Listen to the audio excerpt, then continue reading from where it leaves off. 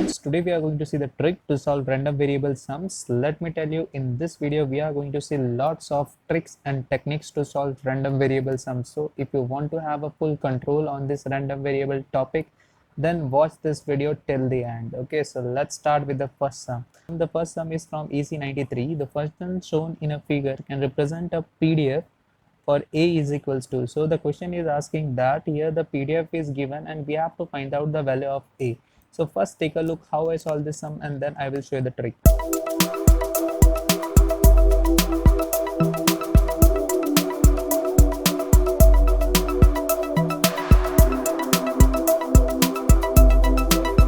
So the answer is 1 by 8, 0.125 basically. But with the traditional way to solve this sum, you will take around 2+ minutes. Okay, so let's see the traditional way also. The traditional way is you have to follow this formula, that is minus infinity to infinity fx of x dx equals to 1. Okay, and now you can see here this f of x is made up of 4 different function. It means you have to find out 4 function first, then you have to put the integration. Basically you will find out the function of this one, then you are going to integrate from -3 to -1, then you are going to find out the function of this slope and you are going to integrate from -1 to 0, then for this slope and then for this one. So you can imagine with the traditional way how much time you are going to waste, but with the trick you can solve this type of graphical sums in less than 10 seconds. So let's do the trick here. So the trick is you have to use the area formula. Why integration? This integration is nothing but area, right?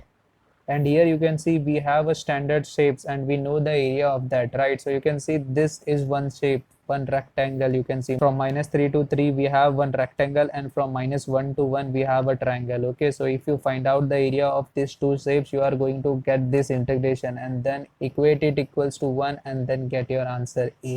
So here you can see the width of this rectangle is 6. -3 to 3 is basically 6, and the area of rectangle is width into length.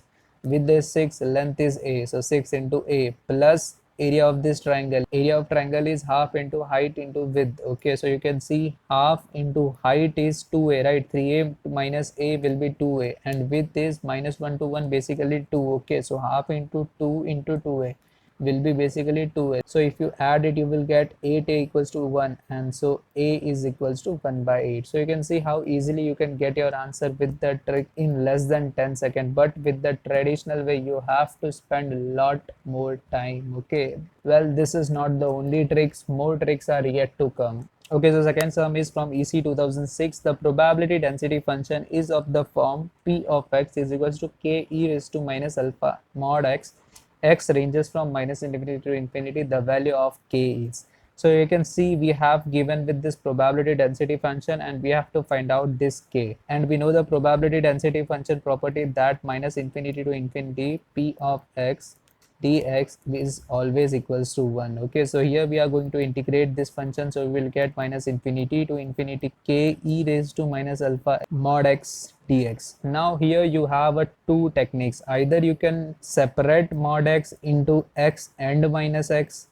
X will be for 0 to infinity and minus x will be for -infinity to 0, and solve two integration for -infinity to 0 and 0 to infinity. And the second way is you can use the property of integration. Here we can see we have a -a to a integration. Okay, so here we can check for the even and odd property. If it is even, so we will write it as 2 0 to a f of x dx.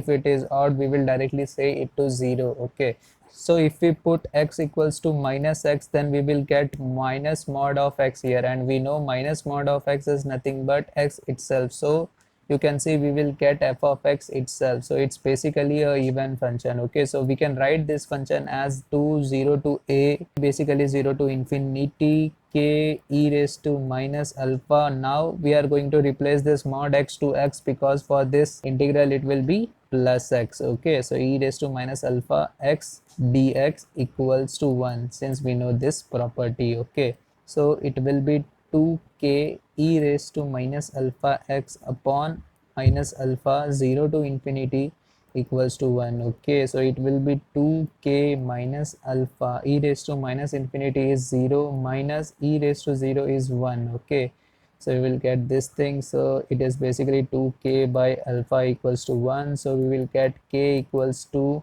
alpha by 2, it's nothing but 0.5 alpha. So you can see the correct option will be this C, 0.5 alpha. Okay, now let's see this sum. This is of EC 2008.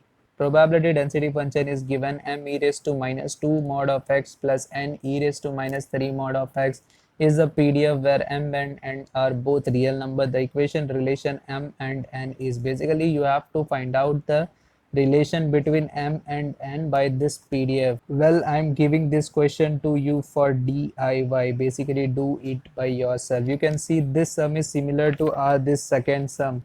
You have to use the same trick, which is basically to use this integration property. Okay, you will get the relation this one a1, and let me know in the comment box you are getting the answer right or wrong. Okay, now let's say this sum. This is of EE 2008. X is uniformly distributed random variable that takes value between 0 and 1. The value of EXQ will be.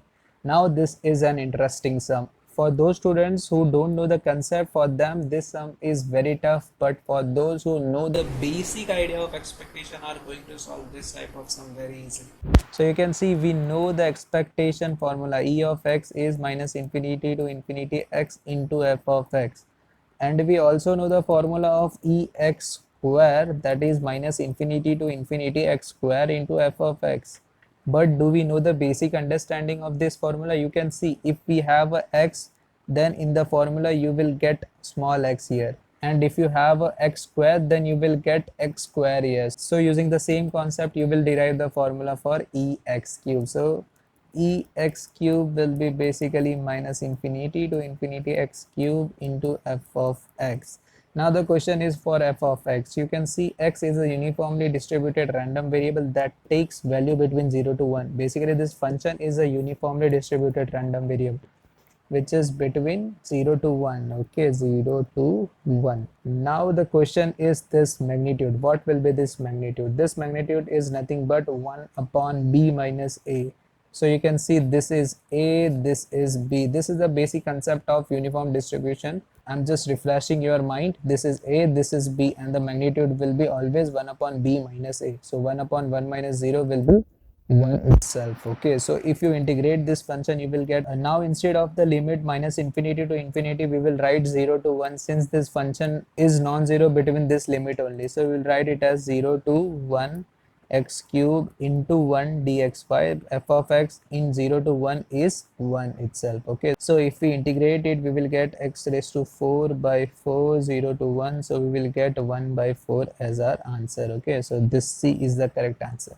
Now we are going to solve some tricky question on random variables. So let's see this sum. This is of EE 2011. A zero mean random signal is uniformly distributed between limits minus a to plus a, and its mean square value is equals to its variance. Okay, then the RMS value of the signal is, basically you have given with the function, you have already known that mean is going to be 0, and the question is asked about RMS. Okay, so to solve this question you must know this thing, that RMS is nothing but your standard deviation itself. So basically in this question you have to find out this standard deviation, and for standard deviation you must know the variance. Okay, and we know the formula for variance is Ex of square minus mean ka square, basically expectation ka square. Okay, and you know this mean is 0, so we have to find out this E of x square only. So for E of x square we know the formula, right?